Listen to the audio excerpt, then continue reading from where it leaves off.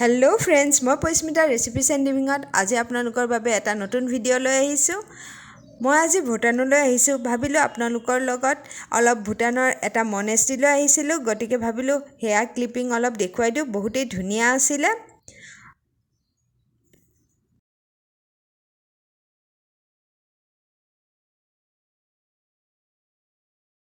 ভূটানত আহিছোঁ যেতিয়া ভূটানৰ ৰেচিপি আপোনালোকৰ লগত শ্বেয়াৰ নকৰিলে কেনেকৈ হ'ব, নহয় জানো?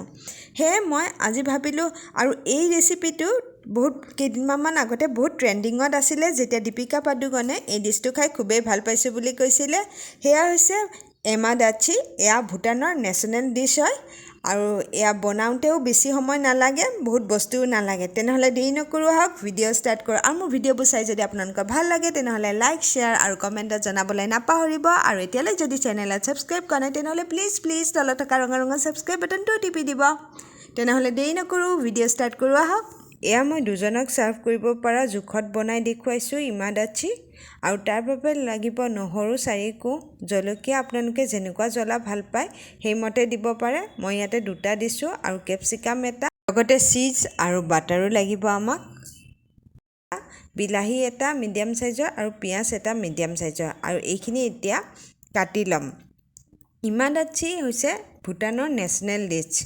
ইমা মানে হৈছে চিলি আৰু দাচ্ছি হৈছে চীজ, গতিকে ইয়াতে তেওঁলোকে বহুত বেছি চিলি আৰু চীজ প্ৰয়োগ কৰে। কিন্তু চিলি বহুত বেছি দিলে আমি খাব নোৱাৰিম, গতিকে মই সেইকাৰণে কমাই দিছোঁ। আপোনালোকে যদি জ্বলা বেছি ভাল পায় তেতিয়াহ'লে জলকীয়াৰ পৰিমাণটো আৰু অলপ বঢ়াই দিব পাৰে। মই ভূটানত যি ধৰণে এই ৰেচিপিটো খাইছিলোঁ, মই ঠিক তেনেকৈয়ে বনাব ট্ৰাই কৰিছোঁ। আৰু তেওঁলোকে এই ধৰণে দীঘলকৈ কাটিছে, গতিকে মই কেনেকৈ কাটিছে সেয়াও আপোনালোকক দেখুৱাই দিছোঁ। আৰু এই ৰেচিপিটো বাৰ্ডলি 5-6 মিনিটত আমাৰ হৈ যাব। এতিয়া কেৰাহীত এচামুচ ৰিফাইন অইল দিছোঁ, আৰু তাৰপিছত এচামুচ বাটাৰ দিছোঁ। বাটাৰটো ডাইৰেক্ট দিলে তলিত লাগি যায় আৰু খাই বেয়া লাগে, সেইকাৰণে বাটাৰটোত দিওঁতে সদায় তেল অলপ দি পিনেই দিব।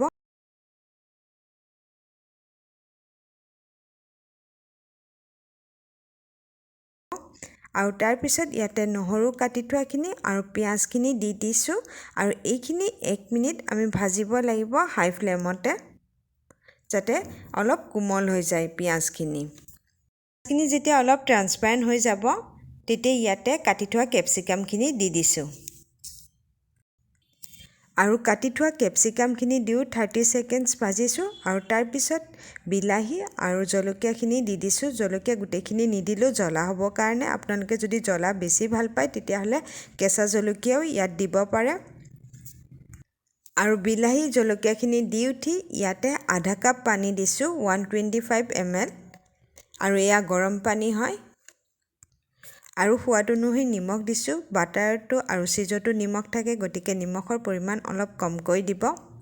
আৰু যদি জ্বলা বেছি ভাল পায় তেতিয়া ইয়াতে জালুকৰ গুড়ি দিব পাৰে। মই জ্বলাটো অলপ কম ভাল পাওঁ, সেইকাৰণে মই অলপ কমকৈ দিছোঁ। পানীখিনি দি উঠি এতিয়া ঢাকনিখন মাৰি দিছোঁ, আৰু মিডিয়াম ফ্লেমত 5 মিনিট থৈ দিছোঁ।